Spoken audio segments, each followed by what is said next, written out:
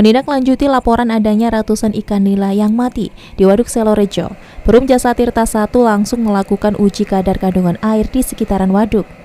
Dari 5 titik sampel air yang diuji, ada 2 titik kandungan air terlarut dalam air kecil dari seharusnya sesuai standar. Direktur Utama Perum Jasa Tirta I, Dr. Insinyur Raymond Valian, menjelaskan 5 titik pengambilan uji air dilakukan di hulu Sungai Kuayangan, lokasi dekat keramba ikan di waduk, di dalam keramba di waduk, dan 2 titik di muara Sungai Konto sebelum memasuki waduk. Diketahui hasil parameter yang dapat diukur langsung di lapangan seperti DO, pH, dan temperatur. Sedangkan untuk parameter lain masih menunggu hasil analisa di laboratorium. Dari hasil parameter DO diketahui bahwa kadar oksigen di hulu Kali Kuayangan dan area waduk di titik masuknya aliran Kali Kuayangan sangat rendah atau di bawah baku mutu. Namun DO di hulu dan hilir Kali Konto masih sesuai standar baku mutu.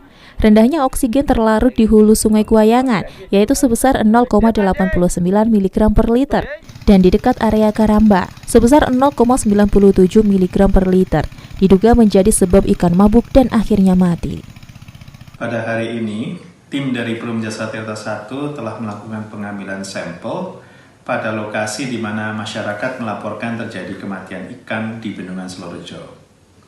Hasil sampel menunjukkan bahwa secara sesaat diketahui pada 2 titik terjadi penurunan kandungan oksigen terlarut di dalam air. Hal ini yang menyebabkan ikan kemudian naik ke permukaan dan mati. Penelitian lebih lanjut sedang dilakukan untuk mengetahui apakah adanya sumber limbah yang menyebabkan turunnya oksigen terlarut di dalam air.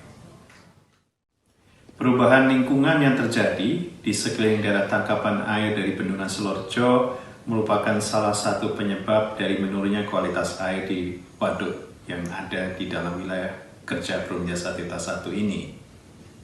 Tentu saja perlu kerjasama yang baik dari pemerintah dan juga dari masyarakat untuk dapat secara bersama-sama mengolah limbah sebelum itu memasuki perairan di waduk.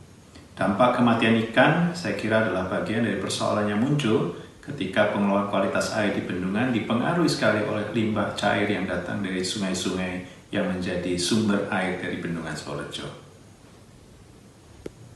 Raymond menambahkan diduga penurunan kadar air berhubungan antara beban limbah yang masuk dan tak dapat dimurnikan oleh air setempat di waduk. Oleh karena antara lain, oksigen dalam air dikonsumsi oleh gulma semacam kayu apu. Selain eceng gondok, terjadi blooming gulma air atau kayu apu yang menutupi permukaan waduk Selorejo pada 8 Juli 2021. Karena jumlahnya yang cukup signifikan mengakibatkan berkurangnya kadar oksigen pada air waduk. Hal ini menjadi salah satu penyebab terjadinya ikan mati. Namun dari hasil pemantauan tim PJT 1, diketahui hal ini tidak berpengaruh pada ikan di Keramba Apung. Terbukti tidak adanya ikan yang mati di area Keramba. Selain pengambilan sampel, PJT 1 juga sudah melakukan upaya penanganan awal berupa pengangkatan gulma menggunakan alat berat atau amphibious excavator, SK ponton, dan wood harvester. Selain itu juga dilakukan penyekatan gulma. Dari Kabupaten Malang, Saiful Akbar, ATV, melaporkan.